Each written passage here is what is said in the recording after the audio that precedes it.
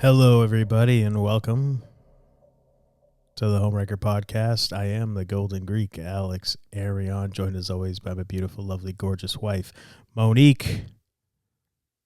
And we have a great show. Yes, we do. A in big store one today. Yes. A big one. Yeah. It's All our right. friends, and we talk about a lot of stuff, a lot of good stuff. But before we get into that, what's going on with you? What's new? I will be hosting a group past life regression session. Like how that rhymed? Like how they did that? On Thursday. Clever. Thursday, July 30th at Clever. 6:30 p.m. Eastern Time. I'm going to do an early bird special. So if you sign up between now and July 16th, it's going to be less than if you wait till closer to the date to sign up. So you'll get a bit of a discount. And if you can't actually make the session date of the group session, I can email you a recording of the audio so you can do it at home on your own time. That's Thursday, July 30th at 6:30 p.m. Go to innerstandingshypnosis.com to sign up.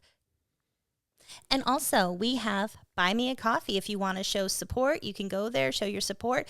And we have bonus content, and we've been adding new bonus content. Go to buymeacoffee.com/homewrecker podcast to see what we have. And we even have bonus content from this episode, and it's really good. Yes, and now time for my favorite segment of the show. Ask Monique. We're going to ask Monique a question that was also asked to the woman with the world's highest recorded IQ, and we're going to see how Monique's answer compares to that of Marilyn Vos-Sant. Are you ready? I'm ready. Okay. Dear Monique, how can the universal desire for peace become effective? I don't think it can. I think we are, in some way or another, peace is too boring. I don't think we come here to this earth in this incarnation of life to be at peace. We come here to grow as souls. If people really wanted peace, we could do it. But I think people are too greedy. They want too many things. So I don't see that happening. I know that sounds pessimistic, but she's going to go the opposite way, I bet. The answer of the world's reported, alleged most intelligent woman. The desire for peace may be universal, but nearly as universal is the desire for peace on one's own terms. And therein lies the problem. We fight for our own version of peace. For example, if people are quietly held in concentration camps and later exterminated, is this an acceptable peace? So rather than aiming at peace itself, I think it may be wiser to target nonpartisan communication among the world's peoples, the first step toward understanding differences. There you go. With that, let's get into today's episode, and we're going to go to our interview that we had with our special guests and friends, Jennifer Holtz and Jesse Freeman from the Curious Cat podcast. They're doing their special season is AI the Devil. Jen, Jesse, how are you? We're fantastic. I felt like we were being polite, Jesse, because we haven't recorded this week. So we were both waiting for each other to go, we're doing great. You guys can talk over each other. Jen and I haven't recorded any of our podcasts this week. So this is our reunion. It's like we were podcast divorced for a week. Aww. And then now we're back together. It's like we were in podcast husband and wife counseling separate. And then we came together. trial separation. Yeah. Now you're back together. And then I'd see Jesse on lives at Substack and I'd go, is he having more fun with them than he does with me? I hate to bring it to you guys, but you're our therapist right now. That's okay. That's all good. I am a therapist, so it's okay. It works. Oh, well, see, we came to the right podcast. There you go. Exactly. How are you guys this week? How's the family? How are the chickens? Well, everyone's good. The family is good. The chickens are great. Oh my God. I want to share with you a dream that I had, Jen. So we're growing potatoes, and I had a dream the other night that I needed. So before the dream, I was saying how, I saw something, you get pallets and you grow the potatoes in the pallets, like you make kind of like a box with the pallets. And so in my dream, I was looking for pallets, and these people, like this woman was like, yeah, I know where some are. And she brings me to like this area and there's cameras. So she takes these big kind of tall bolt cutters, cuts the electrical line to shut the cameras off, and steals me a bunch of pallets. And I'm like, that's great, but how am I going to carry all of these? So she gets her pickup truck and she brings me to like her farm, but it's almost like kind of in the city. So it's not like a farm. There's like just kind of like away from the buildings, a little bit of land and like almost like under a bridge sort of. It's like an urban pea patch. Yeah. It already sounds like a Tim Burton movie, but yeah. And so she gets her truck and she opens the doors, and a bunch of dogs and cats run in the truck and in the back of the truck to go home with me. And I was like, oh, they want a home and they need a home. And the poor things, I can't say no. And then there were these chickens that hopped in the back, and these chickens were so beautiful. They were white, but they had these iridescent light blue feathers along their back. It was gorgeous. And I was like, I've never seen chickens like you before. And then there was a rooster, and the rooster hops in because there was like 4 or 5 hens. And then the rooster, I was like, oh, I'd love to take you home with me, but I have a rooster and I can't have you fighting my rooster. And I'm talking to this rooster like, you can come home, but you can't fight my other rooster because I love my rooster, Horace, and like you can't fight with him. You guys have to behave together. And so the rooster hops out of the truck, and I'm like, okay, I don't want to keep you separate from everybody. But it was like going to come back in, and then I woke up. Oh my God. First of all, I love that you talk to the chickens in your dream. Yeah. That's how I talk to all animals. I talk to them like they're another person. I'm like, oh, like yesterday, my eldest and I were hiking a mountain. I'm like sunburned. You can't see it, but I am like so sunburned. But because we decided at the top of the mountain to sit, and we sat and talked for like 2 hours. But then I said, hey, maybe we should get moving. I want to show you the rest of the trail, and then we'll double back. And there were all these deer, and I was like, I love you, deer. And Nora's like, just like me, I love you, deer. We love you. We're going to walk through. And they're like, oh, hey. And then they come up a little closer. I mean, they are like so close to us. And they're like, hey, look at you. And Nora goes, look at you growing little antlers. Oh, aren't you a cutie pie? And they're just like coming closer and closer. And then all of a sudden they start backing off. And I look behind us, and sure enough, there were other hikers. But literally, I thought they were going to boop us. You know how like dragon energy just boops you forehead to forehead? Yeah. I was like, we're going to have that moment with these. So I love that you talk to them too. Oh, yeah. Even in your dream. Well, yeah. I talk to animals. Did I tell you guys about the raccoon? I told you guys about the raccoon that like literally came up like a foot away from me.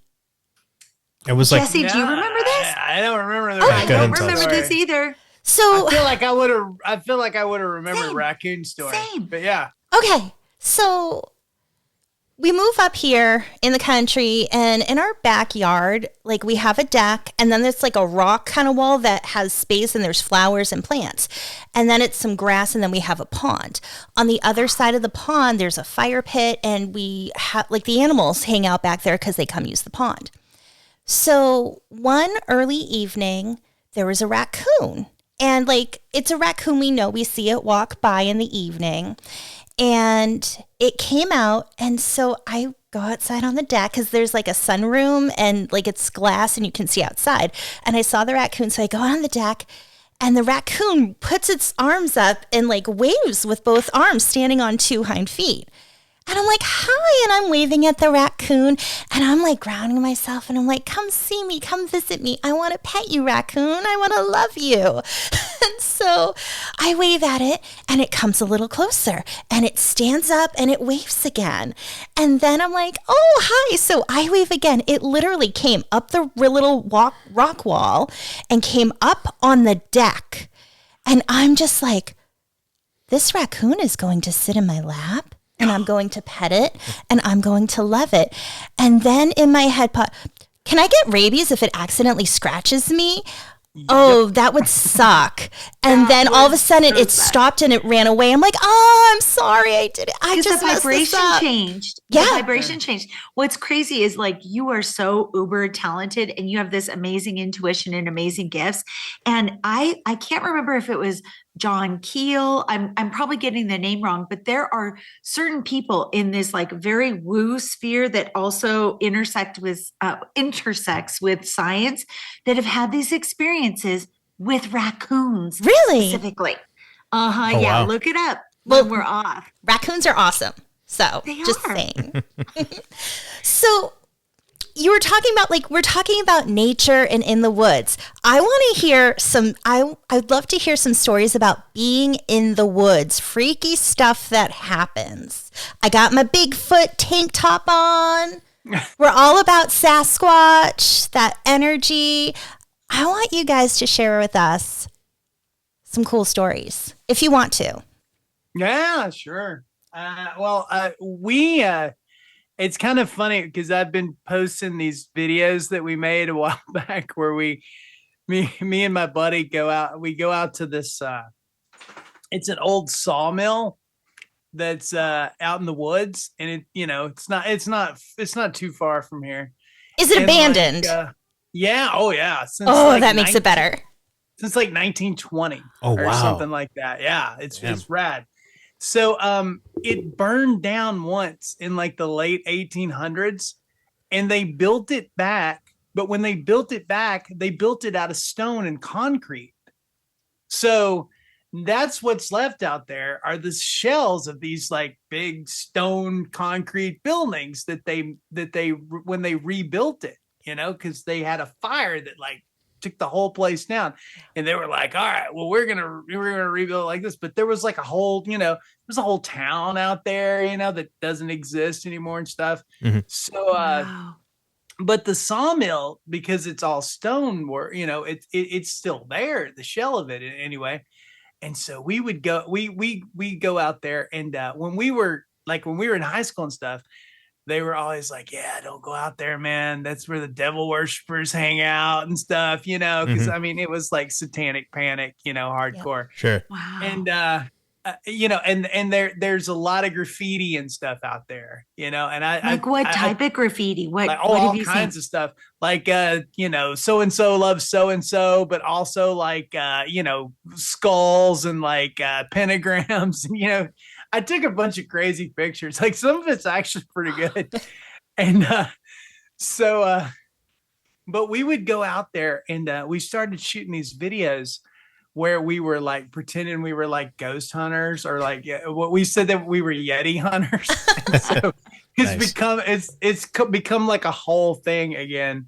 And I started posting that stuff on YouTube. I posted one yesterday, and like it's gotten like I think like 600 views or something.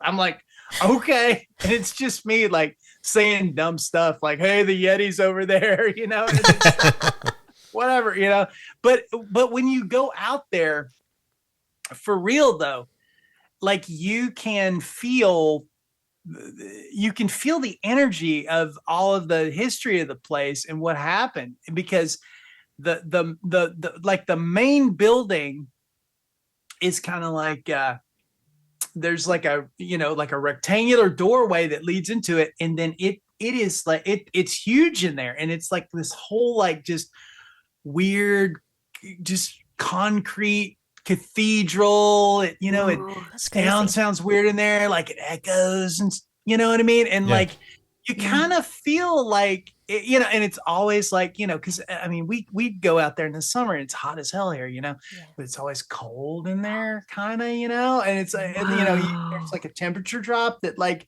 shouldn't necessarily be happening, and it's just like we're going to go out there and like, and shoot some more pictures and some more dumb videos, because we hadn't been out there in probably like 5 years. But have you ever found bones in there? No. But, it's listed. The place is called Aldridge Sawmill, and it's listed on the Texas Historical, historical list. Where they do historical list. but yeah, it's got a weird history to it. And I think I looked it up one time, and like the second time that it burned, because it burned down again and burned everything out of it except like the concrete shells that are left. And I guess lumber fires were a big deal back then. Yeah. So, really? Wood? Flammable? Yeah. Who would have thought? Yeah. And there's this whole like treatment pond that's like off, and like God knows what they were, who knows what was in there, like creosote, all kinds of weird, I have no idea, because back then they were just like, yeah, just dump it over in the pond, it'll be fine. But anyway. Have you ever had Jesse, it's a weird spot.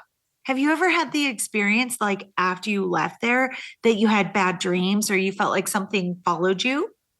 No, nothing like that. But it's definitely like you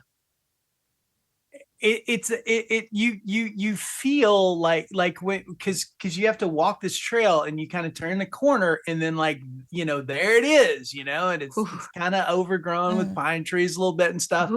And like it just kind of appears out of nowhere, and it's one of those things that it feels like hey, maybe I'm not exactly in the same place that I was when I started walking down the trail, Well, it's interesting how you can go to places and there's a total energy shift that it's like you walk through this invisible barrier and all of a sudden the energy is changed. It might be more positive. It might be less than positive. It could just be different. But there's something to say about that. And it makes you wonder if it's something where did something happen there that caused that? Or is it just deep within the land itself? And that's why people feel compelled to build there. And then, okay, the place burned down twice. And I joke saying, well, who would have thought wood was flammable? But maybe could it be something with the energy causing that? You never know. I know. That's what makes me kind of suspect about the place. It's there's a weird vibe out there, and it's like, you feel like, okay, the woods are kind of creepy anyway, but like, this is like maybe extra creepy, but I never felt like there was some kind of like evil presence out there or like I was bringing something back into the world with me or whatever, but there's definitely there's definitely some sort of like resonance shift when you get to the place. But is there like a cloying energy, an energy that kind of makes you curious and you want to go back? Like you were saying, you're going to start doing stuff there again. Has there been a time that you're kind of lured back to it and you think about it? I don't know how much of that because I'm a dopey writer. I don't know how much of that is what it sparks my imagination or if there, but because like I wrote about it and put it in my books and stuff. Yeah. But I don't know. It's not like I don't feel like mystically drawn to return, you know what I mean? It's more like it's just kind of like a cool little place to go explore, because there's a lot of, and it's not completely off the beaten path because there's like a little park in a like a spring, I mean it's like a out in the woods park. It's not like in the middle of the city park, you know what I mean? But like there's a little natural spring and stuff out there, and like people come out there and like hang out, so it's not like it's a completely like deserted like for miles around, okay? But it's definitely different than like the surrounding woods. There's something about it. Man. Do you ever take like dowsing rods or EMF meters or anything like that to check and see? It's funny that you bring that up because okay, so when I was a little kid, all right, see my grandpa like he was in the water well business, all right, and so and like the old timers would tell me, they're like, yeah, your grandpa, he can take a crooked stick, he can find water. I've seen him do it, and I'm just like, that's awesome. What? Yeah. And so, and like, but he wasn't all showy about it stuff. But like I saw him do it on his property one day, and like he walked around with a fucking stick, and I watched that son of a bitch move, and they dug, and they hit, Wow. I have to share a story because awesome. I did that. So my parents bought a house with land, and they bought it in the winter. And that summer, my dad was washing the car, and the water just stopped. And they knew it was a well, and they thought maybe it's the pump. So they call the well people to come out and check, and they can't find the well. It's not where it says on the plans. Now, when they bought the house, they had it inspected, but it was winter. Everything was covered in snow, so not everything could be inspected. So my parents could not find the well. So we go over, and I was just like, I'm just going to walk in the woods. Give me the direction you think it's in. And I just walked in the woods, and I was just saying, like, please show me where you are. Like, show me the well. Show me where the water is. And I walk through the woods, and I find it. And it's on somebody else's property. I walked all the way over because, like, the amount of land, it was like 300 feet off the property line. So, when they built the house, they lied about a lot of the stuff, and that well was already there. So they just took that well and connected into it and said it was elsewhere. But that's what I did. I was just like asking the land to show me where the water was, and it guided me. Because I mean, I will, because I know a lot of them, they'll take like the two rods, you know what I mean? And hold them like that and wait for it to like intersect, but like he would just go, he would go find like a forked stick. Yeah. And like, that's how he would do it. He would walk around with it. So like, I'm thinking about taking some stuff like that out there, and maybe some of the EMF and stuff like that. To see what's up, because I mean, the whole thing, it's kind of a bit, that we do. But at the same time, I would like to actually also check the place out, Well, it can be a bit, but if you're feeling curious about something, you know what I mean? Like, maybe you are called to that. Like, a bit to me is there's nothing there, and you're making something out of nothing. But the truth is there is stuff there. So why not investigate it? Why not see? When, we do paranormal investigations, we haven't done it in a while now, but we used to do it. And like, there were things like, obviously with orbs, you have to be careful. There's bugs that show up. There's moisture that can show up. But there's other things that you can kind of tell the difference between depending on where you are. And like, go out, see, like, get video, get a thermometer to get the temperature. Use the dowsing rods, because you mentioned it was near water.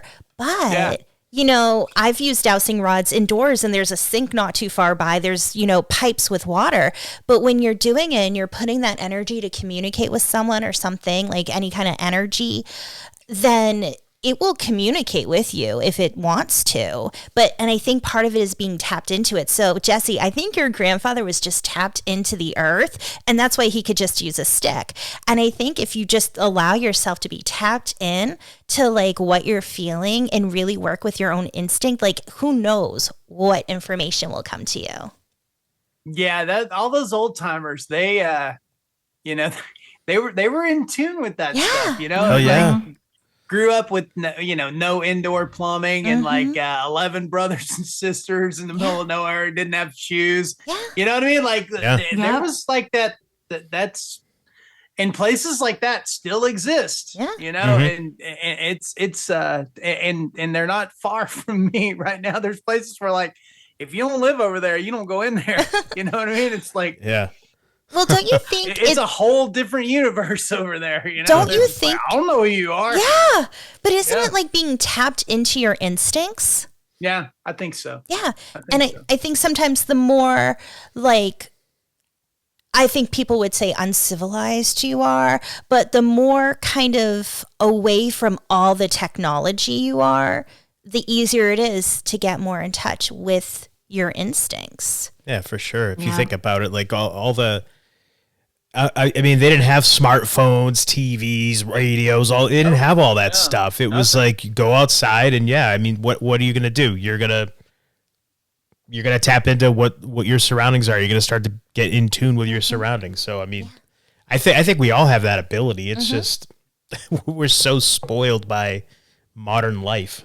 Yeah, I mean, and they were like catching dinner, you know, like if they were right. You know, that it was still like that, you know. It's hell yeah. There was no like, we'll just order a pizza, you know. Exactly. That wasn't a thing. Yeah. Yeah. So I don't know, you know. The only time I ever saw my grandpa touch a computer was we had one.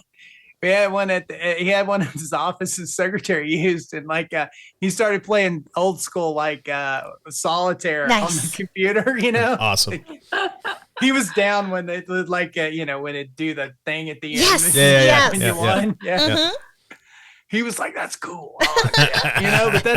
But he never touched one beyond that. You know? Yeah, because when you play solitaire with real cards, it won't do that for you when you get everything. So I know you gotta have some Harry Potter stuff or something going on to make that happen. It's the prize at the end.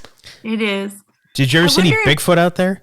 Yeah, that's what I was gonna ask. The same thing. Like Yeti, but I'm still hoping, because I mean I'll send you guys a link to the video and let you watch it. Yes. You'll see what I'm talking about. But like it's one of those kind of places where you're like, yeah, there could be something living out here, you know? Yeah.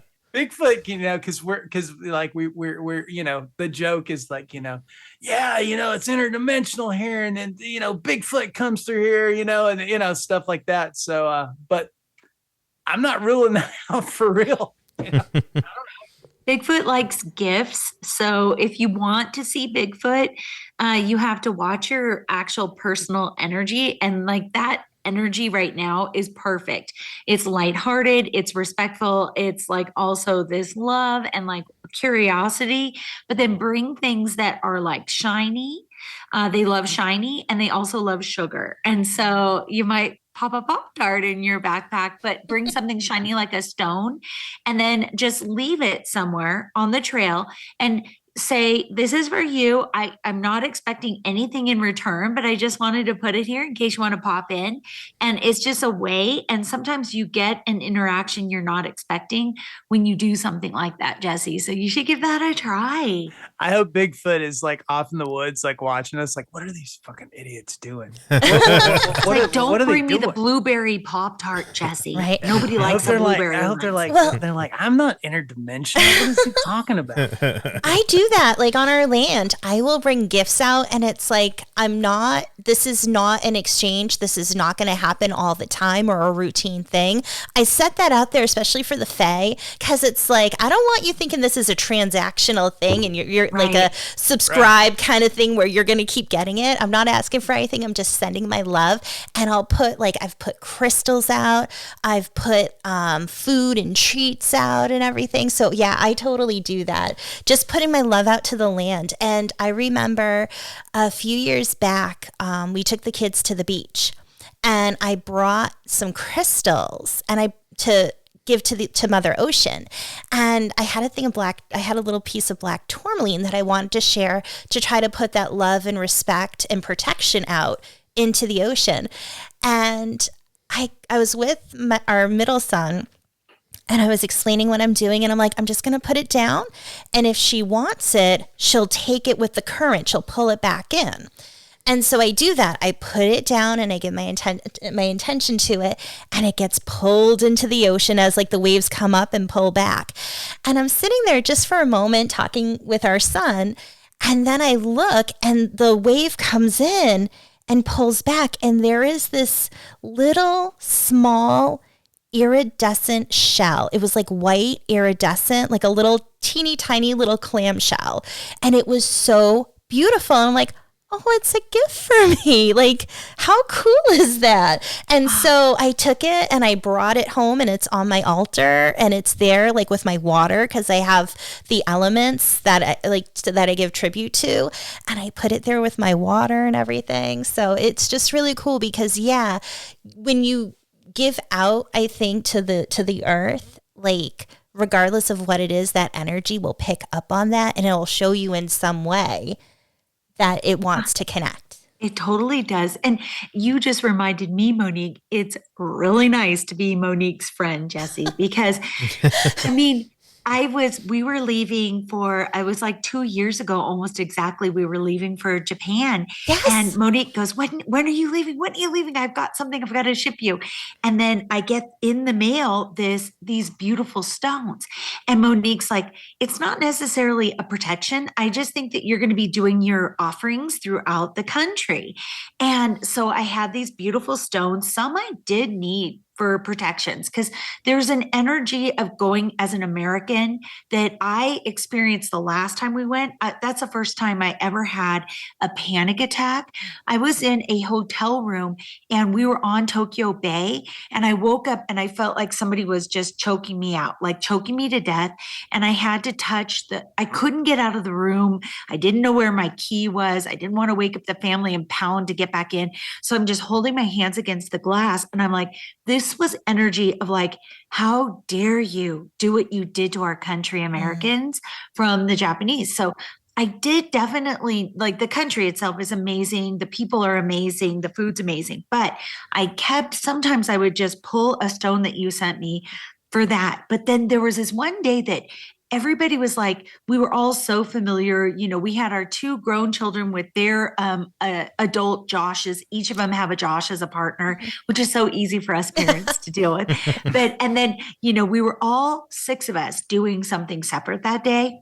And so I was like called to go to this place. It was like 6 trains I think I had to take. I had to keep going further and further out of Tokyo into the suburbs. But it was a place I was really fascinated with that had these burial mounds that were like thousands of years old. And I remember before I left, I was like, okay, I need some stones to make me feel like I can make it back and I'm safe. But then I think there's going to be something that I encounter there that it's like a thing of respect to leave that there. And so I go train and train and train. There's like, it's the suburbs. Nobody's on the streets. One of the first place I went to, it was all fenced in. So you actually, unless I was breaking the law, which I wasn't going to do, unless you had a house that was abutting this burial mound, they're really protective of it because it started to erode a bit. And so I could see it from there, but I couldn't do anything. And so then I'm like, oh my God, I have to try to read Japanese and find this other one that I'm really interested in. Yeah. This one felt like it wouldn't have the raw energy and the woo, but I'm like, okay, but this is the one I can access because it was by a bunch of baseball fields because baseball is super popular there. And so I go there and I am like, I can actually climb it. They have this like spiral path that goes up and up and up. And every spiral, like I go a little bit and go, is it okay with you that I'm coming up it? And I kept getting signs from the birds, from the trees, from the breeze. Keep going. It's okay. You know, I had to have the right energy and it was just respectful. So I kept going up and up and up to the top.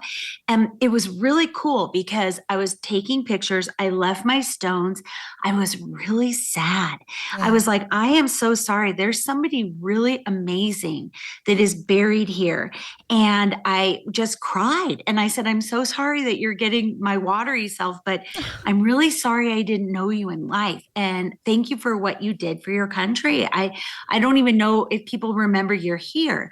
Then I see that they did these, it's really cool. These giant porcelain, they're almost like grave blankets, but in porcelain. And then printed on them are the bones and the spears, like painted on this porcelain piece that's like huge, bigger than me. And it shows what they left for this great warrior that saved them from, like, I don't know what the outside influence was at the time. And I had felt that, and here I'm getting this confirmation. And so then I was taking pictures and I said, thank you for letting me come. I'm sorry that I cried, but I love you and I come with love. And thank you for all you did. So I go down the spiral and then 6 trains later, I'm back home. And there were some other things that happened where I ended up in this like little valley that people forget about, but I could definitely see, you know, Monique and I share this, like we see the dragons. Sometimes I'll send Jesse a picture and go, gosh, you must see this. Jesse, you got to see this. This damn dragon is so obvious. And he's like, I don't know, maybe a little bit, but I saw it in this water. I saw these dragons just slithering through. It was so powerful. I make it back to the hotel room, and I was thinking about this emperor, and I was looking at my photos, and I'm like, there were these gigantic trees that you could tell were planted at the same time as he was buried there. Yeah. Yeah. And I come home and I'm like, why do these look familiar? Why do they look familiar? I mean, they're massive. Their trunks are wider than I am, like 5'2". And I come home, I'm in Colorado, and I'm looking around. I went, oh, that's like the tree, but teeny tiny. And it was a yew bush, like YEW, a yew. Yeah. But it was like hundreds and hundreds of years old. And it was just, I've never seen anything like it in my life. I have a couple of those in my yard. They're not that big. No, they're tiny, right? They look kind of scrappy sometimes. They're pretty big because I think they were planted like 30 years ago or something, So imagine this, because this had to be at least 75 to 100 feet high. That's awesome. It was so tall. And I think about him every now and again. But I was able to leave those stones. And it's like, so it's nice to have Monique as a friend, because she's like, you're going to need these things. I'm going to intuit some things. And I'm like, oh my gosh, what a gift. Because I was able to just lay them out and then add some shungite powder and different things. I'm like, so he knew I was coming with a pure heart, and it was like, yes, you can keep going up the hill. So it was pretty cool. That's awesome. Very cool. Yeah, I was going to say, it's funny with Jenn and I that, we mentioned the electrical problems that we have anytime we try to do something. And I just always think, like, Jenn and I, we pick up so much that, like, I'll get something and I'll tell you, and then you're getting something in line with that. And it's like bringing us together on these things, or I'll have a dream about something and I'll share with Jenn. And it's like, we're so psychically connected. Yeah. And I just think, like, because we live on opposite ends of the country. And I'm like, one day we're going to get together, and I think like lights are going to blow out. And I think like there's going to be massive electrical disturbances. You're going to walk outside, street lights will go off and stuff. It's like Dumbledore's little thing. It's like the lights go out, and then we're like, oh, we're sorry. Yeah. Sorry. I'm so sorry. But the trees will all grow. It's like when you watch those movies where they're up above the city and like all the grids start going. It's true. I mean, we've had spooky things that have happened because of that, me and Monique. Yeah. And it's like kind of really scary in our faces. And Monique's like, I don't know what this energy is, Jenn, but I'm like lighting up my phone. And I just had this experience on a hiking trail. And I'm like, there's something there. And Monique's like, okay, I'm going to tell it to get the fuck away from my chickens and my family and my kids, my husband and my family. And you work on doing research. And I'm doing, but do a geopin. What was there? And I went, oh my gosh, there was a little girl that was brutally killed here. And then it's like, she needed mothers, a couple mothers. And I think of us as like a satellite dish, two edges of a satellite dish that make it so much more powerful. And so it just comes in, and she was like desperate to be crossed over because there was so much noise around. Her name is Brandy. There was so much noise and angst and anger and bitterness, and rightfully so. Everybody has a right to their feelings around her death, that it's like, she was like, I am so confused. I still haven't crossed over, and it's been over 20 years. She's like, I need two moms to do this. So we had to basically clear away all of the noise and say, let go and push that away and mitigate all that stuff that was keeping her from seeing her lighted path to cross over. And then we were like, you have to send us a sign. It has to be clear, because we want each of us signs of like huge bird flying over us, like a bird of prey. Yes. Like and on either coast, I'm in the, Midwest and you're on the East Coast. It's like, dude, it happened. We're both like confirming it for each other. So so you can't make this stuff up, right? Yeah. The stuff that you guys pick up, and I know that it's real because, then Jenn goes and does research, and like, she's like, yeah, this is what happened here. And I'm like, well, at this point, I don't doubt you, I mean, but the fact that you're just, you're just feeling that, it's, Jesse, it's wild to me. you haven't told me what to do, and I'm sure you wouldn't tell Monique what to do, but we were laughing on our podcast because we were talking about, people that take LSD or whatever, or psilocybin. And it's like, if you see this in real life, I don't think that you need to do that. Yeah, no, you don't. And I speak for both of us, Monique. I needed that other stuff because I don't see that stuff like that. But yeah, I'll need that other stuff too. Well, Alex will say, like, I think Alex is extremely psychic. And I mean, Alex and I had an episode where we talked about like telepathy. And I think we're all telepathic. It's just you don't realize it. And it's hard to know who's communicating with you. So, Jenn and Jesse, I'm sure this happens to you all the time. When you're close with somebody, you'll be thinking about something and then somebody else will mention it. Even if it's something like, oh, I really want pizza right now.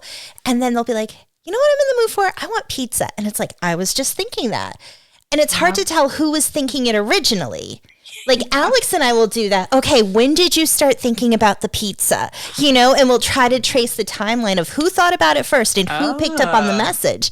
But we were saying how we think that we're all telepathic, but we've over time lost that because we didn't need to use it. And do you think they're like muscles that have atrophied a little bit? That's what I think.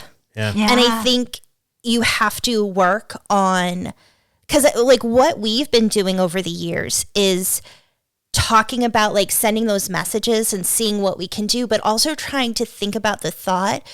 It's hard, kind of like, when you listen to your spirit guides, and sometimes it'll sound like you, and it takes work to really hear them and know, okay, that's not just in my mind. It's kind of the same thing, being able to pick up who's talking, like who's communicating with you, who's sending that message in your head.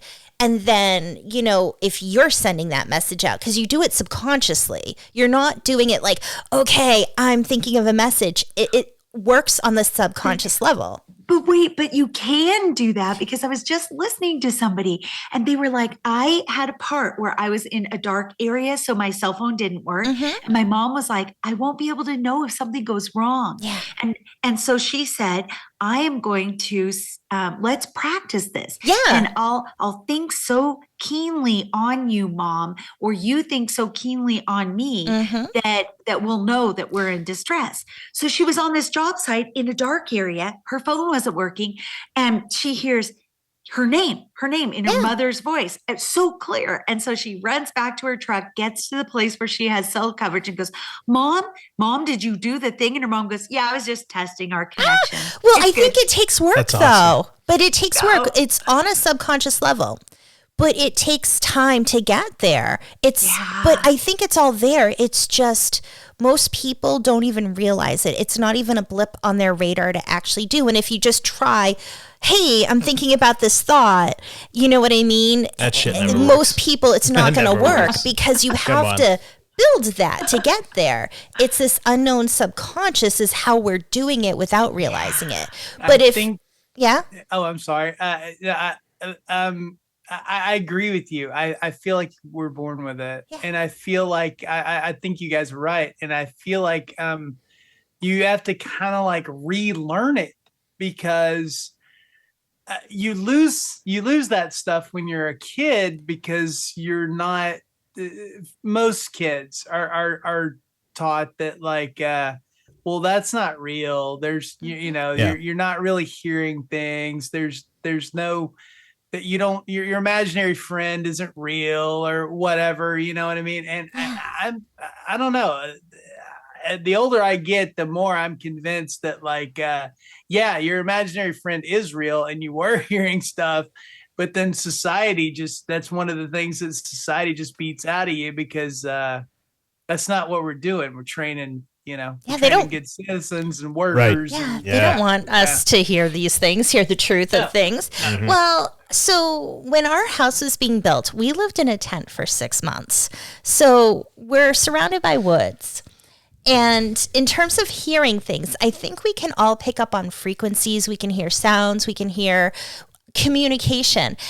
And Alex, you should share with them your experience in the tent. Which one? Which one are you talking about? I was thinking about the Fae. I don't know if that's what it was. I think it was. You think it was? I have no idea what it was. We're sleeping, or I'm trying to fall asleep, and you were already. Were you already sleeping? I was sleeping. You were already sleeping, and I'm just laying down, and I start hearing these voices, and they're like singing, and I'm like, "The hell is that?"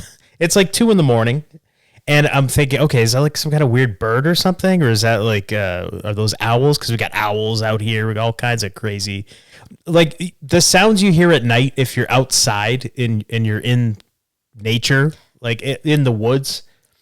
Like I heard sounds that I've never heard before in my life. Well, no, I think I was falling asleep, and you had asked me, "Do you hear that?" That's what it was. Do you hear that? Yeah, but I'm hearing it was like this, like chanting, singing, and it was like really high pitched voices. So I'm like, is somebody playing a radio somewhere? Like, what is that? And I'm asking you, you're like, I don't hear anything. Like, how do you not hear that? It's so loud. So I wasn't on any drugs. I wasn't drunk. It was nothing. It was just, I'm hearing this. And I was shocked that you couldn't hear it, but it was clear as day to me. And I'm just like, what is that? What am I hearing? What's going on? And it was going on for a while. And then it just stopped. But I'm like, what the heck is that? I'll hear stuff too Freaked at night. me out. Yeah. I'll hear stuff too, like, and it's weird. I'll be laying down and it sounds like a radio's on. There's some kind of communication, like someone talking, and it sounds like a radio's on, but it's really, really low and really far away. And then I'll sit up to listen and I hear nothing. Like I'll try to keen in on where that sound is from and I hear nothing. But it's like I'm laying down and it's like I hear stuff all the time, but I can't, like I'll try to really listen and tap in on like, what do I hear? I don't know. It's very bizarre, but we are kind of deep in the woods. Like we were saying earlier, we get a lot of wildlife, a lot of deer that come just into the backyard and stuff. So I don't know what that was that I heard, but was there any emotion beneath it, or did it bring out any draw out any emotion in you? That's a good question. It was kind of, at first it was like a kind of like a, what is that? And then it sounded kind of like it was like a happy sound. So at first I was like, that's kind of cool. But as it kept going on and on, I started to get real like anxiety, and I don't really get that. That runs in my family. My brother and my sister both are super, like they get anxiety, like they get panic attacks, excuse me, and stuff like that. But that never happens to me, but it happened then. The longer that went on, it was happening. I'm just like, what is that? I was like freaking out. So it was really, it was bizarre. And I still to this day can't explain it, but we had a lot of weird stuff happening when we first moved up here. I would see just like people on our land, and I'm like, who the hell is that? And I'd go outside, and they're gone. There's no one around. Like, what the, just weird stuff like that. And it was people that they looked like they were dressed in contemporary clothing. So I thought, is there like somebody from the town or like a utility worker or something? Like, go out, there's no one around. There's a guy in a blue shirt. And we was like, gone. We were right in our driveway. And and I was in our garage. I see him walk by the window of the garage, and I go open the door, and there's nobody around. And we have a super long driveway. It's wide open till you get to the woods. Like, I would have seen this person, and it just bizarre crap like that happen all the time. I too live in the woods, and so what you're talking about is definitely a thing. Okay, my theory, because I believe in intersecting realities and like, multiple dimensions and things like that. So I feel like there's times where if everything lines up, you know what I mean? You can get a glimpse of someone that's a universe over or something, you know what I mean? And then they're not there anymore. And this is just me. Like, this is just my brain taking, you know what I mean? And what I understand of things like string theory and stuff like that, which is great until I have to do the math part of it. I'm with you on that. But I really feel like that because, like, okay, there is a house it's an old mansion. and it has been abandoned since I was a kid, and it's in like it's in kind of the neighborhoody part of, it's not, but it sits on like a whole block, okay, and it's grown up around there and stuff. And so when we were in high school, we would, we'd break in there and urban explore because it was easy to get in there. You just pulled a piece of plywood off of one of the big windows in the back, and so we'd go hang out in there. And so I had a bunch of cousins in, and I was like, hey man, like, because we would like go mow yards, and that's how we made money during it, so we would just drive around the neighborhoods and stuff, and had people we'd mow their yards and stuff. And I was like, hey man, I got to show you guys this place, and it was like middle of the day, sun's out, and so we sneak in there and like we're looking around in the house, and then like we're about to leave, and I come walking around the corner, and there's this lady that's standing in front of the house. Okay. And like, she's kind of a little old lady she's got her little, kind of her little, not super high heel, but her little heels on, what I mean? Or a little dress, and she's just kind of staring at the front of this place, and I was like, oh, there's people here. I'm about to get busted for like breaking in his house, And so I look around the crowd, and so I walk up to this lady, and I'm kind of like, and I'm like, oh, hey, we're just out here mowing and stuff. And, I'm already coming up with my bullshit, while we're in the yard. I could just hear it. Yeah. And she's like, oh, and she wasn't really paying attention to me.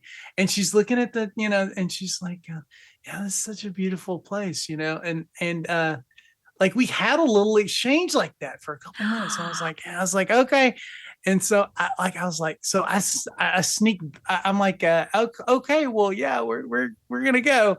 And I sneak around the corner to like, tell my cousin, like, we need to get the hell out of here. And, we come back around the corner. Lady's gone. So weird. Yeah. Gone. She looked solid. She looked solid. Yeah. Oh, dude, was having a conversation with me. That's so crazy. And that was like the guy. And like I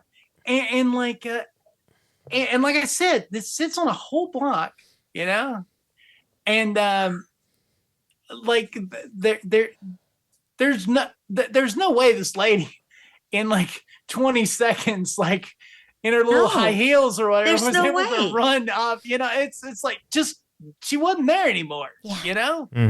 And so that's ever since then I've been like, and then you hear, like you say, you hear weird stuff in the woods, and you're like, what's that? No, what's that singing? Is that an animal? What is that? Yeah.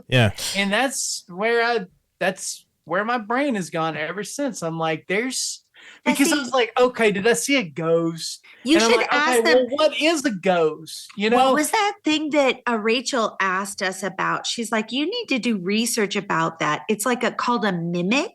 Oh, yeah. Is that what it was called? Have you guys heard of mimic? I've heard of that. I don't know much about it though. The Fae mimics? Is that what you're talking about? We don't know if it's Fae, but it's like a mimic, and like people will be hiking in the woods, and then there's this thing that will start calling, and its voice is a little weird for like too high or too low. It's like and it syncs up, like it tries to communicate with you, and it syncs up. Yeah, and it's trying to pull you a certain direction. Maybe. Well, there's a lot of fairy lore about that stuff. About because it's always like the queen of the fairies is always leading somebody into the woods. You know what I mean? And then they walk back out, and like it's 100 years have passed, you know what I mean, stuff like that.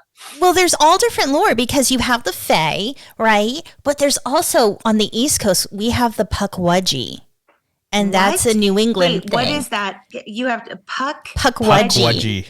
So these are beings that live out in the woods, and what they do is they call to you, and they pull you in, and like it'll catch your attention. You'll hear somebody like calling out and you follow the voice. And sometimes what they'll do is put you in a trance and they'll walk you like off the edges of cliffs. Yeah. Yeah, one of those. Okay. One Jesse, of those malevolent beings. Jesse. Yeah, it's like it's all kind of like the same mythology, you know what I mean? It's just like it's all just different cultures. Jesse James Freeman. What are we not supposed to talk about? Because of my experience, and then Miss Molly knows what is she. We interviewed her. Remember the pictures I sent you? No, we don't talk about that anymore. I thought we were over that. I'm not over it because they just said puck wedgie, and they were like, it lures you to the edge of a mountain and then you go over. Oh, yeah. Jesse? That's bad.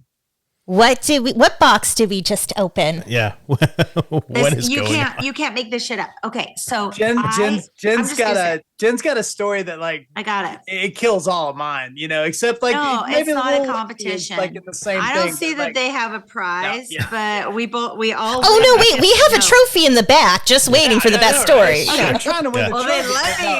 Let me. Jen's story is freaky and pretty tops. It's a place I don't know if, Jesse, do you think I should name it? I'm going to say it. It's South Table Mountain. I have been there so often. I thought we weren't going to say that anymore. Okay. STM. It's like too late now. Adults. Yeah. Exactly. That was so good. That's where it is. But I have hiked there so often. Like I go there weekly. I will go up the mountain. I'll do a loop and then run a loop and then I'll go back down. Sometimes I vibe it and I go down the other side where they're starting to build another trail so that you can actually circumnavigate. It sounds so much bigger than it is around the mountain and things like that. And so I just go check on the progress and then I come back, I double back. So this one day I went up the mountain. I felt really good. I was listening to true crime as I was doing it. And it's like I was in a trance because my feet started going in a part of the mountain I've never been to before. And I've been all over this place the last couple of years.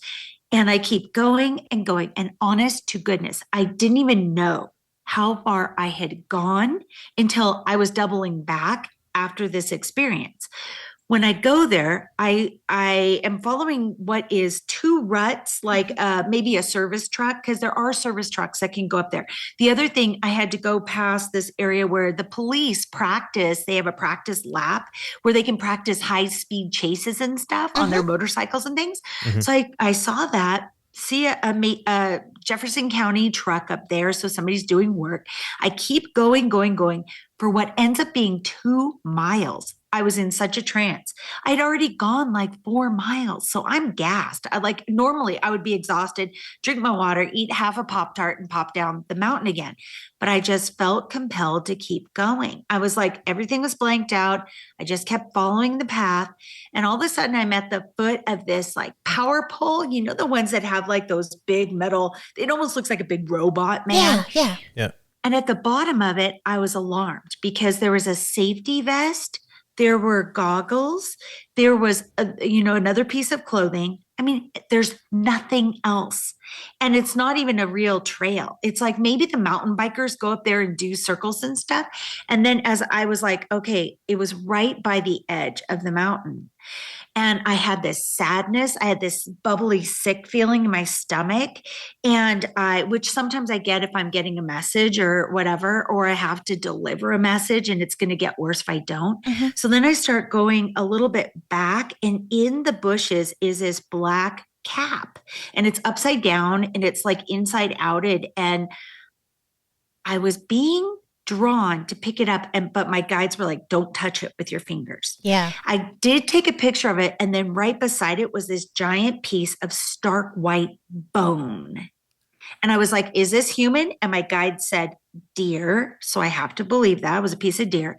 All of this is so shocking because it's like everything looks so shocking against the desert scape, right? You can imagine like tumbleweeds and, everything's brown. And so you have this big white piece of bone. And that was a point where I was like, I'm not supposed to take a picture of it. My guides told me, do not photograph it. And they said, go.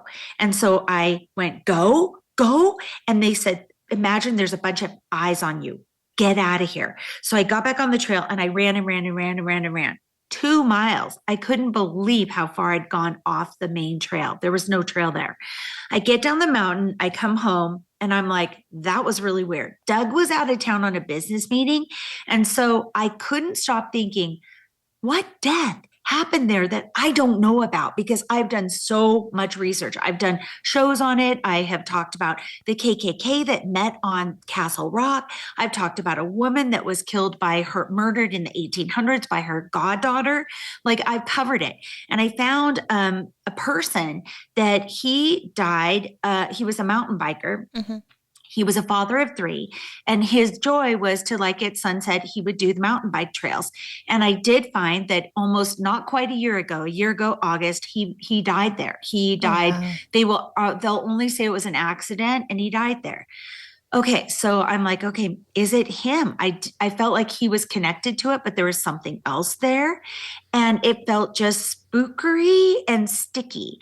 So then fast forward to a couple weeks. Oh, and then the funny thing was, like, I sent Jesse the pictures of the clothing and things, and he was like, Jen, I'm a buzzkill, but Jen, you should not be doing this. You're going to die. Like, don't do this shit. This scares me. And then in the meantime, my husband is going, Jen, you need a personal beacon. You scared yourself, didn't you? I said, I totally did for the first time. Like her husband and her fake husband both told her at the same time. Like, it's like, we are both saying, what are you doing? Yeah.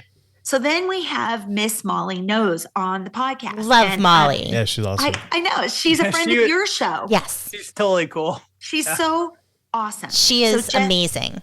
Jessie had something that, because she's the finder of lost things as well. She has so many talents. And I feel like she's an honorary Crow sister. We talk about it all the time. But she was, Jessie gave her something that he had been looking for. And she gave him like very specific things about that. But then I said, I have some images. And because me and Molly text all the time, I was like, I'm going to text them to you. And I texted her a few images, and she was just like, oh, and she went, oh. And she was like recoiling, and she went, oh, there's a lot of different energies here. Oh my God, it's so sticky. Oh my God. And she went, I'm getting mountain biker. See, I'm getting the word launch. Mm-hmm. I'm getting, it was spontaneous. You could say suicide, but it was spontaneous. And it was like I see him literally, I see him taking off like things that he was wearing, like safety vests, like the goggles, different things. He's on a mountain bike, and he just launches. I didn't give her any information. And she's seeing this, and she was like, but that's really recent. And I feel like that's sad for the family. They want to have it be like an accident, but that's sad for the family. But there's something really dark here. And then she was like, there's something that's darker than all of those people that have been impacted. And she goes, I'm going to have to process this for a while. And because we're dear friends, she's like lighting up my phone at 2 a.m. And she went, it's something that's luring people to that spot and then off the side of the mountain.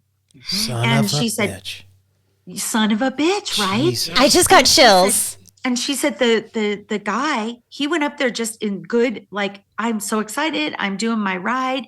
And it was totally spontaneous what happened to him. So she's like, I wouldn't put the word suicide with it. But then she said, the black hat specifically, she goes, she said, it's not contemporaneous, but it's like an alert. Pay attention. Something awful happened to me here.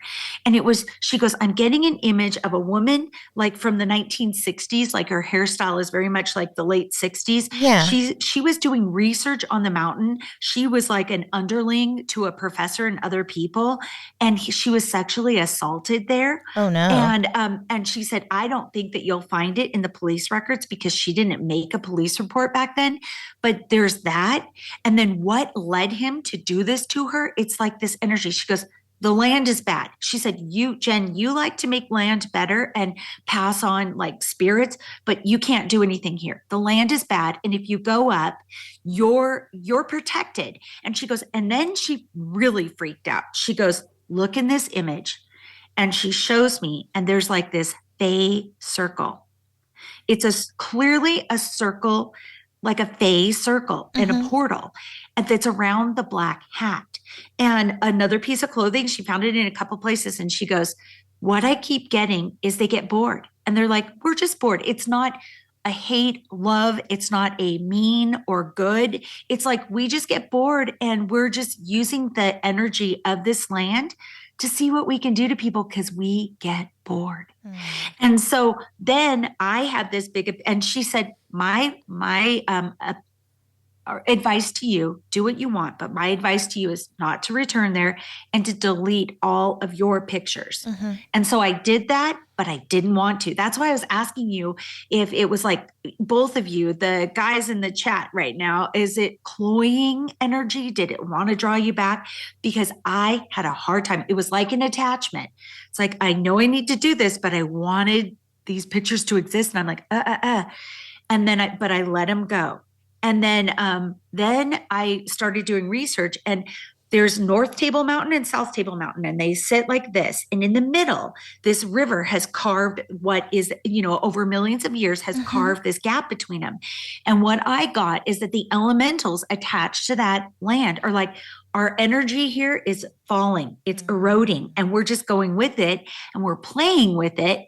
And here was the kicker. Molly said, you can't make this shit up. She sends me a screenshot of his obituary, the biker, and she kept getting biker specifically for him right off the bat with these 3 energies. And in his obituary, he says, I fell in love with my wife the moment I saw her on the sled and launch off the side of the mountain on the sled. Wow. And that was the word he kept hearing that they lured him off the mountain with, was launch. Y'all, and I can assure you that everyone that has seen these photos, like, immediately, it's visceral. No matter what your woo level is, you immediately are like, no. Like, I sent them to our friend Anna Maria in Sarajevo because Jenn was I love her. I heard her on your show. Love her.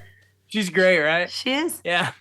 And so I sent those pictures to her because Jenn was like, I think I might go back up on the mountain today. And I sent those pictures and said it with no context. I was like, Jenn wants to go up here. She goes, no. Yeah. Tell them what she said. She was I want to see these pictures now. Yeah. I'll send them to you. Dude, it's like the VHS tape from The Ring, man. I mean, it's like they're creepy. She goes, no. She goes, you tell Jenn, no, do not go up there. And so what you said about the puck wedgie, does that not align perfectly?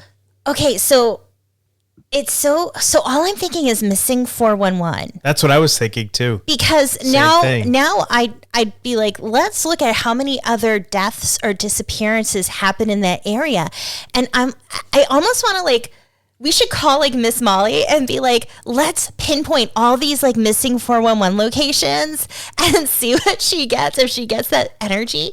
Because it's just like, could that be something to do with it? Because, it is said that a lot of the Fae, a lot of, like, the different energies that are out there, they're not like humans. So, like how they, like, with the human soul, when I do hypnotherapy and we have sessions, and I'll do a past life regression. When the person goes through their moment of death and they cross over, so to speak, like they leave the body before they move on to the life between lives. Yeah. There's, like, it's so very, like, matter of fact. And they're just like, it's just like the emotion's gone. And it doesn't mean that pure loving energy is gone. It's just the stuff that we get so deep and drenched in emotion about, it's just not there anymore. And so it kind of resembles to me with these other entities out there, a little more just like, because when you think about it, if you take a look at what they say and what people experience in the life between lives, it's very much like they'll come into this life and they'll do something great or bad or in between. But then after they're looking at everything and they don't get emotional about it, they're like, oh yeah, I could have done better. Or we're going to plan out like, okay, and I'm going to murder you. I'm going to do these horrible things to you. And that's going to make us grow as souls. And it sounds crazy and fucked up, but yet it's totally logical and reasonable. Exactly. So when you take these other types of entities, you know, the Fae, for example, and it's so like, oh, well, we just wanted to do that. We were bored or we wanted to do that. It's not necessarily because they're like sociopaths. Yes. It's just different. That's because what I keep getting. They're not human. It's not personal. No. It's not personal. No. And that's good, but also kind of scary. Yeah, right. It's like, But here's my question. Are people doing rituals to call them in, or are they doing rituals, or are they doing something accidentally pulling them to a place? And then are they now stuck there and that's why they're bored? Like that's something like you're saying question. And I'm just like, for some reason that's a valid question. I was getting ritual in my head and I'm like, well, why a ritual? One of them I got ritual too, Monique, and I forgot about that. But when I sent you a couple pictures, so I'm so sorry. I was a screenagering, but I sent you a couple pictures just so that you can get the vibes. Yeah. But when I initially was taking the picture of the first clump of things, I definitely. Oh, hold on. I think I just lost Jen. Lost everybody. Okay, I'm gonna pull that back up. My bad. Silly. Well, I was trying to look at the thing. Jen's like, she kicked us out. It's the bad energy. How do you spell it? UTE. I'm assuming it's the Ute. Indian That's tribe? like the Ute. Yeah, it is. It's okay, the tribe. Yeah. Okay. I'm going to interject. So I went to go open the thing and it kicked me out of Zoom. No, we were talking. And then all of a sudden Jesse was the host, which I'm like, okay, is this not par? Is this not par for our experience? It is. That did it. It was the photograph. I said it's the photograph, the energy. It's like, fuck you. I'm trying to break this up. So we'll have to look at it after. Yeah, okay. There's no puck wedgies in. I would hold my phone up to the screen, but I don't have them on my phone anymore. I got rid of them because I was told like get rid of these. But and I got rid of the originals, which is actually what. That's what Miss Molly said. Can you guys see that? Yeah. Yeah. That's the hat. Yeah. Okay. And then I'm going to go to the other one. I'm sorry. It has Miss Molly's. There's the discarded clothing down below. I don't know why, but when you showed me the hat, my jaw, it felt like dislocated. On which side? My left. Left side. Yep. Same here. I felt like same here. And it's just like a pain, like something broke. Yeah. It almost like what you imagine, like in the movies where somebody's face gets like, yep. Yeah. It's like a broken jaw, dislocated something like on the side of the face. And then the other one how did you feel about this one? Like, I'm going to hold it up again. I'm sorry about the circle, but that's that's the face fine. Circle. That my eyes hurt when I look at that. Yeah, I don't like them. I get like a pressure behind my eyes. And then let me just zoom in. The top that looked like stone, but that's actually Coors factory. Oh wow! The Coors beer, that's their factory in the valley. Wow. Oh, no so kidding. when I'm talking about, it's like you are really on the edge of this mountain, and all of the in between this one and the neighboring one is like millions of years of erosion. Yeah. Yeah. I just got really nauseous for a second. And my stomach's upset. It does that. Yeah. Like my stomach, like, almost like start salivating. Mm-hmm. Yep. Mm-hmm. Yep. I feel like I'm going to throw up. I know. And I'm just going to spray some holy water. Oh yeah. I'm going to do a cleansing after. So weird. Yeah. I'm getting like my face is getting hot. I feel nauseous. Like you're about to throw up. Yeah. No puckwudgies in Colorado, but there are two similar creatures that it's their cousins. Yeah. It's basically there's two of them that are basically the same thing. And yeah, that's interesting. According to my Googling while we I know. So what are they called and how are they different? Okay, so the Pukwudgies are just Massachusetts, and they're associated with a giant that supposedly created Cape Cod. That's so interesting. That makes me want to eat fish and chips for some reason. Well, supposedly the Pukwudgies hate us because the giant liked humans more than they did them. So the jealousy. They got jealous. I said this wrong the first. Is it Ute? UTE? Ute. Yeah, Ute. Okay. The Ute people who are indigenous to Colorado, they tell of a race of magical tiny people who live in the mountains. They are often described as physically powerful, stealthy, and fiercely protective of nature. Okay. And the Arapaho also share stories of the Tahihan, meaning strong times. Sorry to any Arapahos out there, because I probably butchered how to say that. Meaning strong times, a mythical race of fierce, aggressive little people said to have inhabited the plains and mountains before modern humans.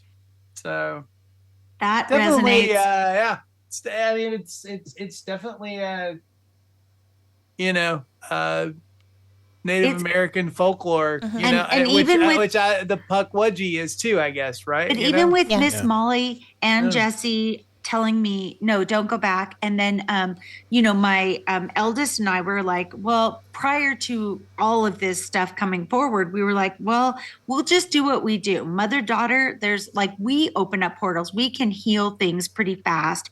We were like, maybe we'll hike up there and just leave something for the little boys. I found out there were little boys that had been murdered, like not far from there, but it wasn't them. But in the 40s. And then we'll just leave maybe some shungite or something for these other energies. And so then,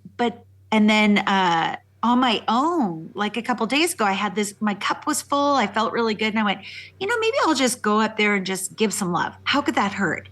And Jesse's like, no, we said no. And I went, okay. And that's when I got the Anna responses. It's like, I could just read you the responses. They're so funny. I mean, they're worth their own show. But wait, let me read a couple. Because I see screen caps.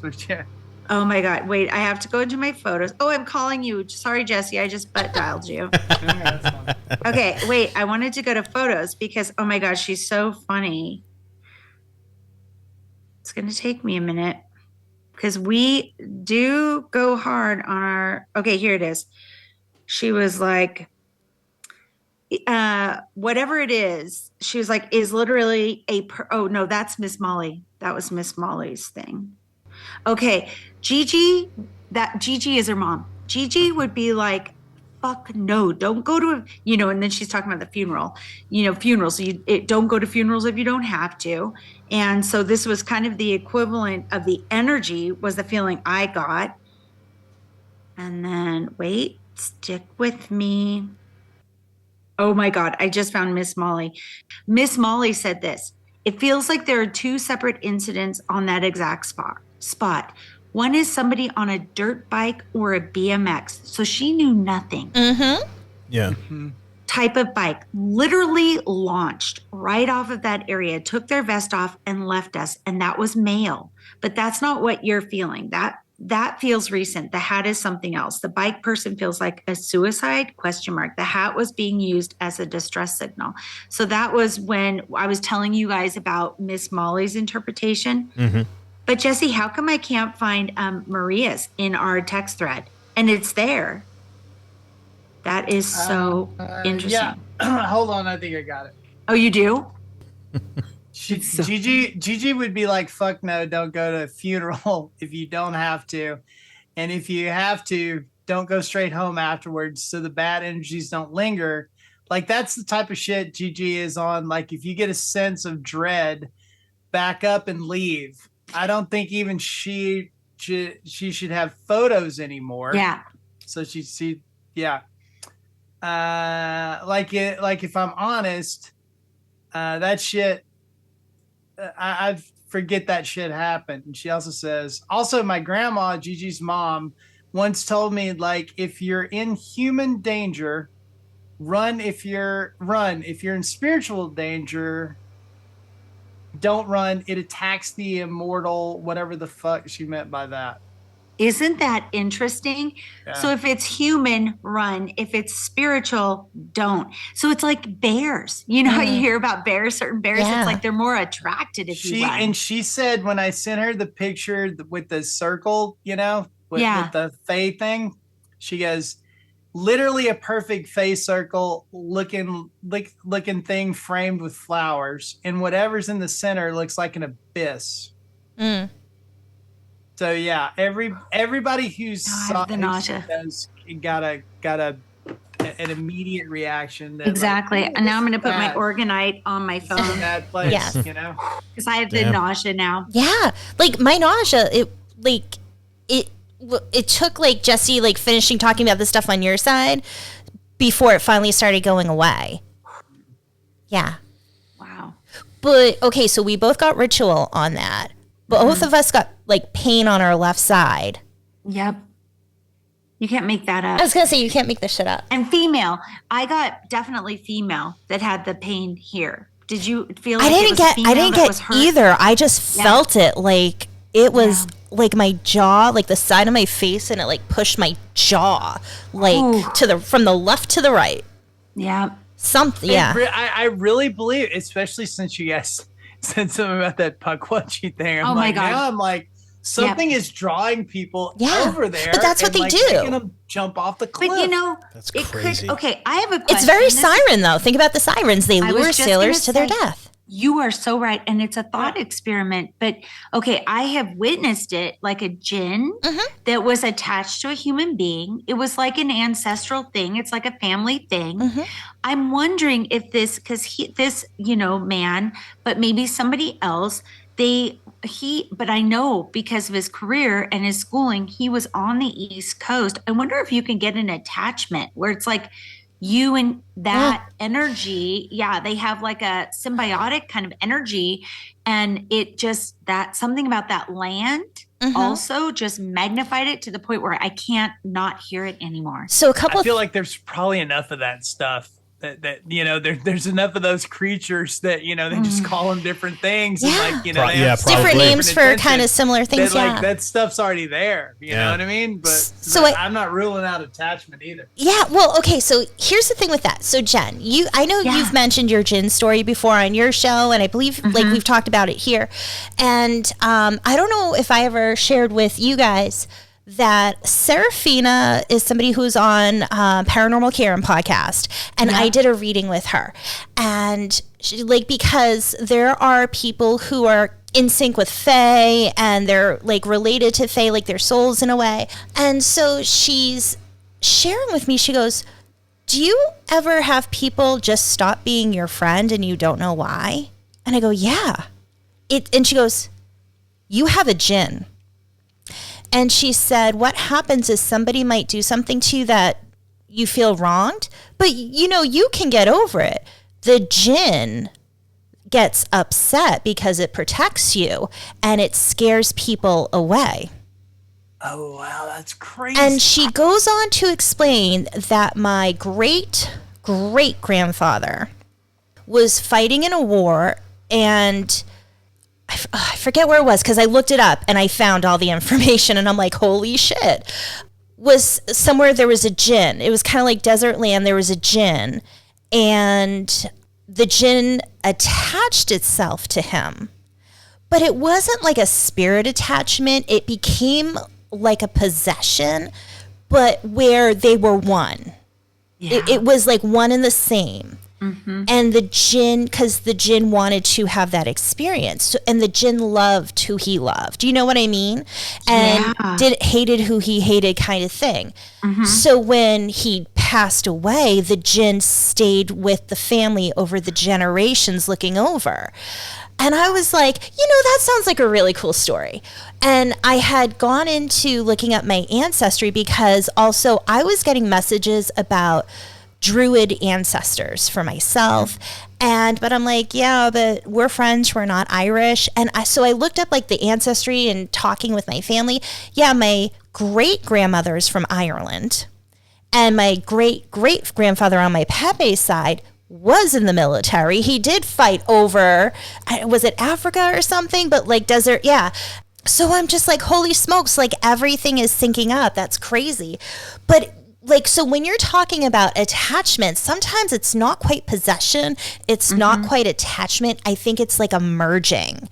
Yeah, that really resonates. Oh my gosh. And then you think about different places and you think about ley lines, right? And you think about like the concentration of certain crystals like quartz that amplifies under the ground.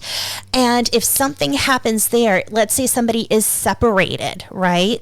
Yeah. From an entity, from something else that was merged with them, attached to them, whatever it is, whatever the concentration of the mineral in the ground there could be amplifying or holding it there, keeping it stuck. Well, you're very intuitive because the clear crystal, the quartz, clear quartz, there's a ton of it there. There's rhodochrosite there. There's lots of iron there. Yeah. That's why the dirt is red.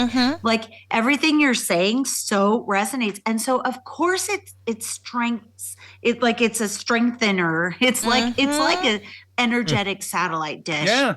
That's crazy. You know what just popped in my head? The rhodochrosite. That's usually like often used with like love and friendship. And I wonder if that is what's being used to pull. That's what was trying to pull me. Don't you think? Because that's what my whole function is on this earth. And it's like, that's how it lures me. It's that's like syncing that vibration, using that to. Oh gosh. And then you just said launch and the wife launched off the mountain. Yeah. Okay. Yeah. I told you. It's crazy. It's a and this story. is recent. This is literally recent. So then yesterday, my daughter. Within a month, right? So that, And then yesterday, my daughter, my eldest, they were like, hey, Mom, let's go do a long hike together and just catch up with life since you've been back from Florida. I'm like, that sounds great. And Nora was like, hey, maybe we should go to Table Mountain. I went, no. I'll tell you the story when we're on the other mountain, but we're going to do a different trail. And so we went to a whole different trail and we sat, that's why I'm sunburned. We sat on the top of the mountain and we caught up and I told them all of this experience. They were having their own experiences, like they were parallel, but they weren't related. And it was so interesting because we always have these kind of parallel journeys where we're like, asked to do certain things and we're like, oh, we're stronger than we thought, maybe psychically or intuitively or this and that. It's like that was really interesting. So we vibed and sunburned because we were going hard on this thing. Yeah. Well, let me ask you something. When you go hiking, or Jesse, if you go walking in the woods, do you guys ever ground and protect yourself before you head out? I've started doing that now. Yeah. Do you, Jesse? The last time we went out, like someplace like the Sawmill or something, like an extended hold, that kind of a deal. Like, no, I wasn't thinking like that, I do that. Do you tell now. energies not to? Yeah, because that's the other thing is when I get back to my car, I'm like, you're not welcome to follow me. Cut. And I like literally go like this. It looks like I'm brushing off you dirt. Dry brush yourself. Yep. Get it off. Yep. Yeah. And even if it's like really a 2-minute shower, into all this when I was younger. You know what I mean? With the energy and the all the all that stuff. And then I went the other direction, you know what I mean? And like wasn't and I'm only recently like kind of, since like Jenn and I have been talking the last couple of years and stuff, I'm finding, I'm resonating with that again and like going, yeah, I should have stuck with this path the whole time. So I'm thinking about a lot of that protection and that sort of a stuff that you're talking about that I wasn't before. Jesse, if you want, I'll make you a dragon. A protection dragon. You want one? Oh, you totally should. You. Oh my God! I would be. And you know what? I think I got something I can send to you too. Oh, you don't have to. I do it. No, it's not. It's like just my little like showings of love.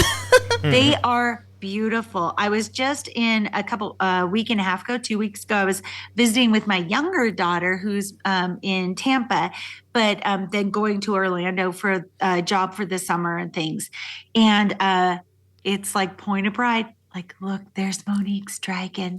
It's this beautiful dragon head with these gorgeous gems. And we were both just like, oh, this just resonates with protection and love. You cannot believe the beauty of these things. Everybody listening should be ordering. I will. I will not say no to anything like that because I need all the help that I can get. I will make you one in the next week or two. And because it's weather dependent, so because I do it outside, so I'm barefoot in the ground.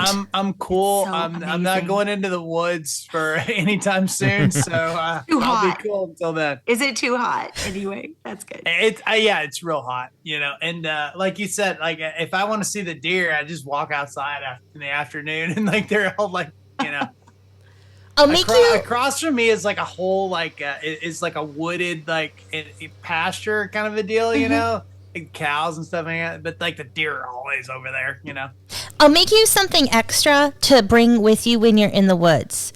Cause I just got I just got a message, like a note in my head, like I'm gonna make you something special to carry on your keychain or something. And I have in my head what I'm gonna do, so I'm gonna add a little bonus gift. I got some prayer beads that when I gotta arm up and roll out, you know what I mean? I'll put them on that. Yeah, I put a lot of energy into what I do. Sometimes it can come off too much, so mine was at first. Remember, I had to put my dragon outside for a few days. But a lot of times too, not everyone's as sensitive. So not everyone would feel that. And it's just it's my level of what I put into it because I do this is dragon level protection. This is dragon level energy and it is big. And I need it because sometimes I get in dragon level trouble. So. I love that. Hey, if you guys are looking for bonus content, yes, I have a little dragon story that might be perfect. All right. So listeners, go to buymeacoffee.com and we will have bonus content up there. And why don't we have Jenn and Jesse, do you guys want to plug anything before we sign off the regular part of the show? How about just find us right now, find us on Substack, right, Jesse? Yeah, we're on Substack. Yep. You can find or YouTube. Yeah, we're trying to be. Or I am anyway. I think Jenn is too, but unintentionally. I didn't even know. I didn't even know my stuff was going. Jenn connected her Substack with YouTube. I didn't know it was just aggregating the videos, and all of a sudden it's like I'm this new Betty White. I'm potty talking. And again, our friend Anna Maria, she's talking to one of her friends who's like, I didn't know you were on YouTube. And she goes, I didn't know I was on YouTube either. That's great. We basically had to trace the trail back and figure out that it automatically is porting the stuff that we're recording with Jenn over to YouTube. And I guess the clanker thing cuts it up into clips or whatever, and they makes seem to shorts out of it. Whatever. Yeah, good to know. We're just all right, make shorts out of it. It's like the Drake. So we were Sound just of Music. all right, YouTube clanker, we'll kill you last. Well, it's funny because I keep saying, I got to put stuff on my Substack, but I'm so I run out of time to do things, so it's we're addicted now. So that's our favorite place. That's to our be. first. I'll have place. to do more work. We move everything over there. It's become our community. Yeah, I would love for you guys to hang out over there. I know more. we would love to do a live with you guys. If you ever are down for it, we can just limit it, but it'd be really fun. We'll have to do a Homewrecker pod Substack. We'll just go live and just talk about nothing. That you know works. what I mean? Love it. Those are always the best conversations. They are. They totally are. Yeah, we did one last night where we started we were talking about Zen gardens and then getting iced coffee at cemeteries and that's the best iced coffee I ever had. It was at some cemetery in Australia or something. What? What? I love it. We just do the weirdest stuff on there, and we have no theme whatsoever. And then we don't. And then the clankers just shoot it over to YouTube and 500 people watch it, and we're like, how is this That's great. thing? That's great. What is going on? How can they find you on Substack? How do they search for you? Well, they can search Jennifer Holtz on Substack. If you find Jenn, you'll find me. Yeah. I think mine's under Billy Purgatory. So. Perfect. Yep. But awesome. You'll find it, and then you'll find our podcast is, right now our season 6 is AI the Devil, but you can just go to Curious Cat Podcast everywhere, and we're there as well. And clankers seem to like us. I don't know. They don't know we're against them. I know. It's like, we like them. They're genuine. We're going to love bomb them.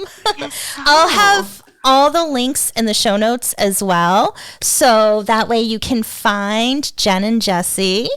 All right, so we'll wrap this thing up.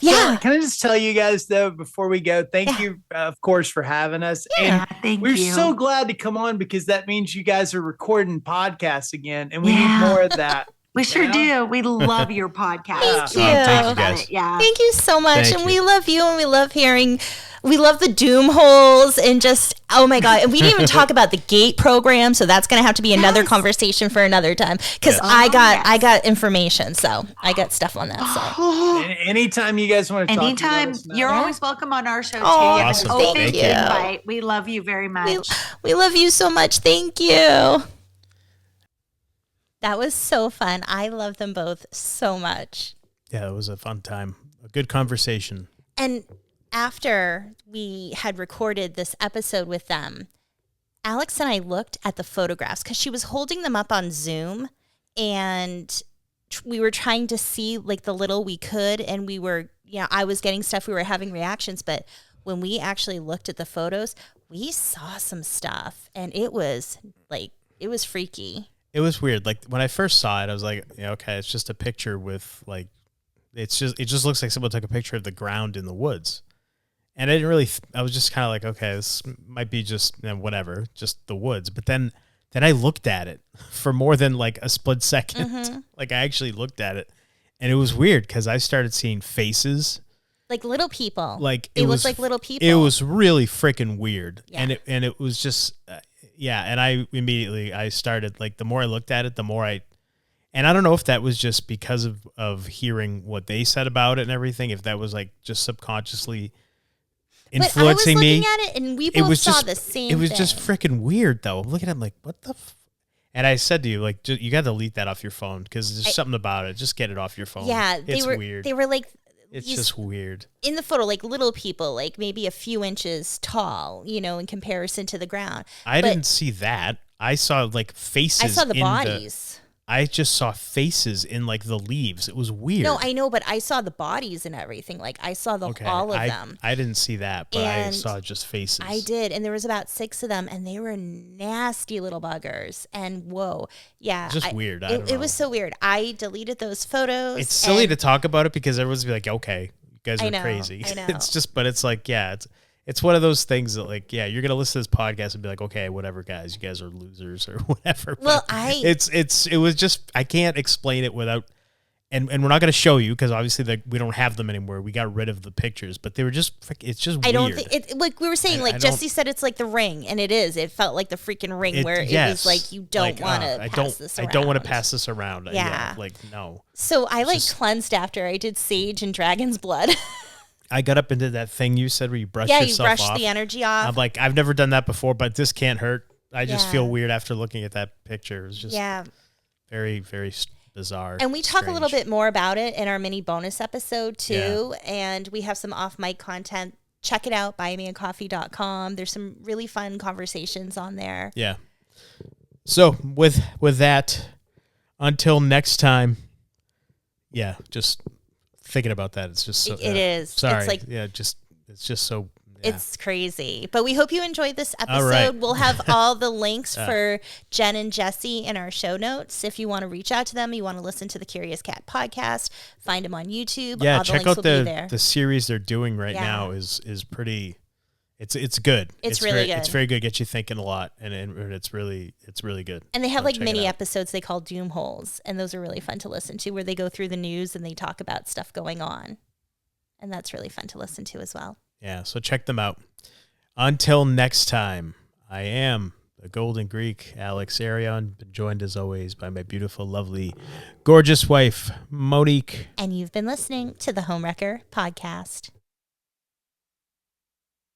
Many people are unaware just how much hypnotherapy can help them, or think it's only to help lose weight or quit smoking. But there is so much more hypnotherapy can do. It can help with stress, anxiety, insomnia, phobias, performance enhancement, connecting with your spirit guides and higher self. You can even discover past lives and your life between lives. Heal traumas, break habits, find your deepest truth, or just have fun discovering who you really are, all from the comfort of your home. I'm Monique Pliakis. I'm a certified hypnotherapist, and I want to help you. Schedule a free consult by going to www.innerstandingshypnosis.com. That's INNERSTANDINGSHYPNOSIS.com. Inner Standings Hypnosis. Find your power and ignite your inner light.